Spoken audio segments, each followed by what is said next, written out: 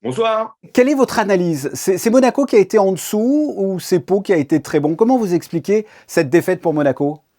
Sincèrement, il y avait de gros doutes avant le match sur notamment les capacités physiques d'Ndiaye et Chikoko d'être présents et à 100% sur le match d'hier face à Monaco.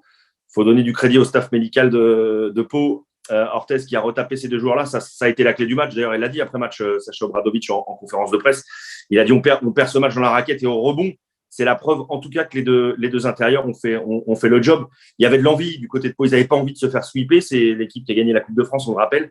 On sentait qu'il y avait une âme, on sentait qu'il y avait une vraie ambiance au palais là-bas à Pau. Il y a une fierté à l'élan béarnais qui a fait que la voulait plus que les Monégasques, cette victoire-là, tout simplement. Monaco nous a fait très peur en quart face à Strasbourg. Là, une défaite hier en demi. Selon vous, Monaco a les armes pour aller en finale et pourquoi pas gagner le championnat de France? Après une longue saison, en plus, on en est à 81 matchs pour la Roca Team et c'est pas fini. Monaco a les armes?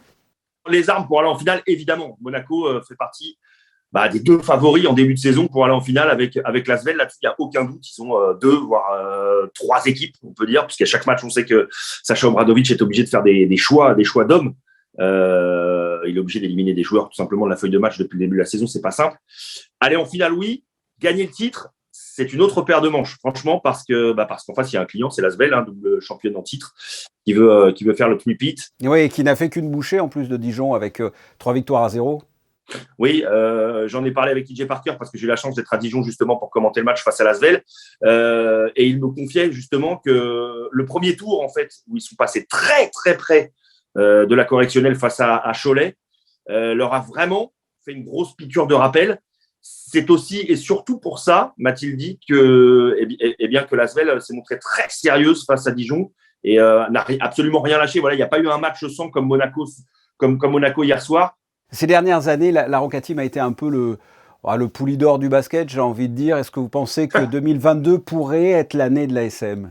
Ça serait franchement un énorme upset de voir Monaco ne pas atteindre les finales de Betclic Elite, sincèrement. Il faut donner du crédit également au travail d'Éric Barthécheki et des Palois, il n'y a pas de problème là-dessus. Mais en termes de budget, d'ambition, de qualité de roster, ça serait un exploit que de voir Pau sortir Monaco. J'y crois moyennement. Ce premier titre-là, en tout cas, ils ont les armes vraiment pour aller le chercher. Je pense sincèrement qu'il ne faudra pas se mettre à feu et vivre un match 5 avec Gaston Médecin. Voilà. Comment la trouvez-vous, pour finir, cette équipe monégasque avec un gros Mike James tout au long de la saison, mais avec d'autres joueurs qui comptent, je pense à Yacouba, Ouattara, Dwayne Bacon, Dante Hall. Comment vous la trouvez, l'équipe monégasque? J'ai eu la chance de venir plusieurs fois à Gaston Médecin cette saison pour Bid. J'étais notamment là lors du match contre les Mets, qui est un match fantastique. C'était 2 jours après d'ailleurs le match de légende, on peut le dire, face au Real. Il a été perdu à Gaston Médecin, mais il y a eu double prolongation. La Roca Team n'est vraiment pas passé loin d'un énorme exploit sur ce match-là. 2 jours plus tard, nous sommes venus à Monaco. On avait assisté à ce match magnifique face aux Mets, qui à l'époque était leader. J'ai cru à ce moment-là de la saison, pour être tout à fait franc, je voyais pas mal d'électricité dans le groupe. Et finalement, Sacha Obradovic, il faut donner beaucoup de crédit à ce coach-là, qui est un monument du basket, il n'y a pas de doute là-dessus.